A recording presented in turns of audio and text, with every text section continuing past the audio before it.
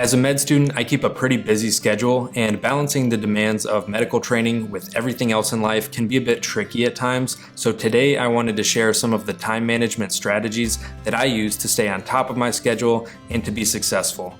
Let's go.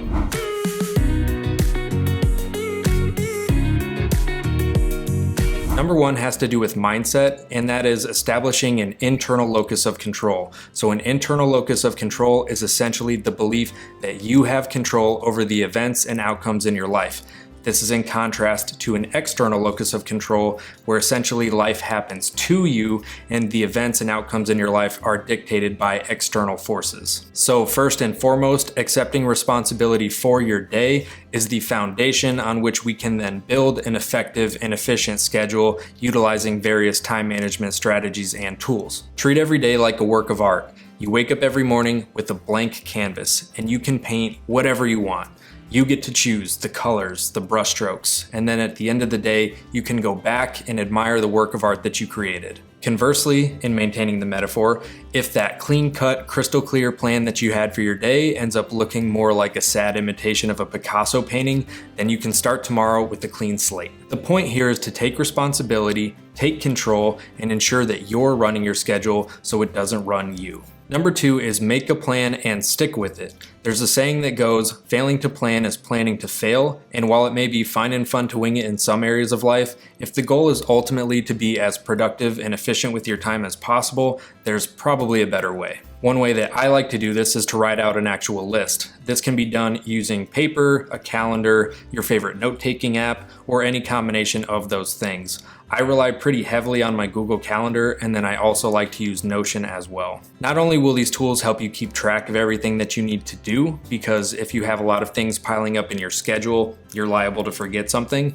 but they'll also help you organize your day so you can get the most out of it. And this blends nicely into point number three, which is prioritize. One of my favorite sayings is, you can do anything you want, but you can't do everything. And so we need to stratify the tasks that we need to or want to accomplish each day, start with the non-negotiables, and work your way down from there. For example, when making a list using Notion, I divide it into three categories: today, tomorrow, and later. In the today category, I have my non-negotiables, and then moving down are things that I would like to get done if I have time. And for the other categories, I'll keep a running list of the things that I know that I have to get done either tomorrow or in the near future.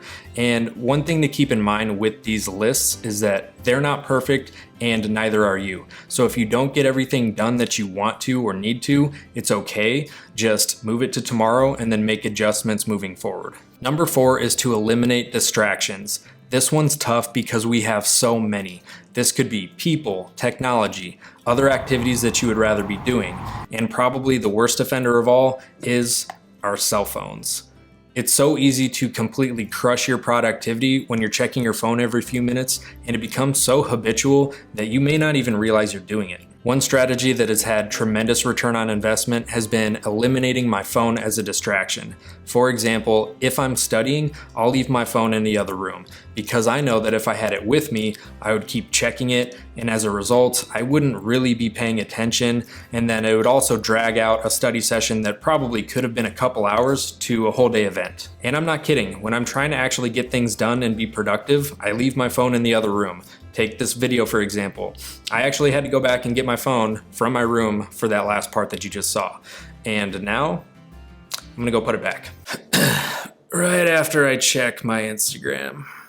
This point is interesting because it's simple to understand, but is exceedingly difficult in execution. Shifting bad habits to good takes time, trial and error, and discipline, but it will be well worth it in the end. A lot of people complain about not having enough time, particularly for things like exercise, which is a rabbit hole we're not gonna dive down right now, but they don't realize or aren't willing to admit how much time they're actually wasting. If you can't be honest with yourself about this, your phone can be.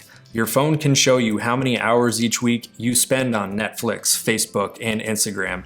These stats can be humbling, but can give you a lot of time back. And that brings us back to the main idea here. It's simple to understand, but difficult to implement, and that is that one of the strongest levers that you can pull to be more productive and to put more time back in your schedule is to stop wasting it. Number 5 is consistency is king. I cannot emphasize this point enough. Consistency is potentially one of the greatest influential factors in determining success for anything that we set out to do.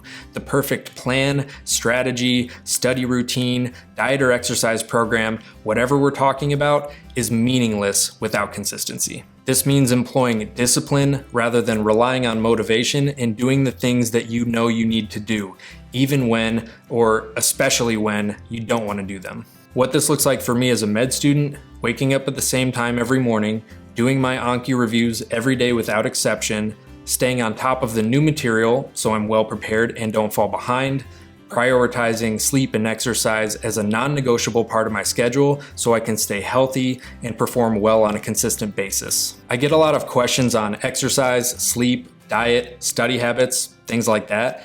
And oftentimes the solution that people are looking for is simultaneously the answer that they don't want to hear, and that is consistency. The last point here is to be flexible. And while I think it is useful to plan out your day, I think you probably can take it too far in the other direction where you've essentially planned out every minute. And I generally wouldn't recommend doing this because inevitably things won't always go according to plan, but if every minute of your day is already spoken for, that doesn't leave much room to adjust to the curveballs that life is going to throw at you. So I think it's a good idea to leave a little bit of breathing room in your schedule so that when you do hit a bump in the road, it doesn't have a domino effect on the rest of your day. That's it for today. Thank you so much for watching. If you got something out of this, please subscribe to the channel, give the video a like, and drop a comment down below.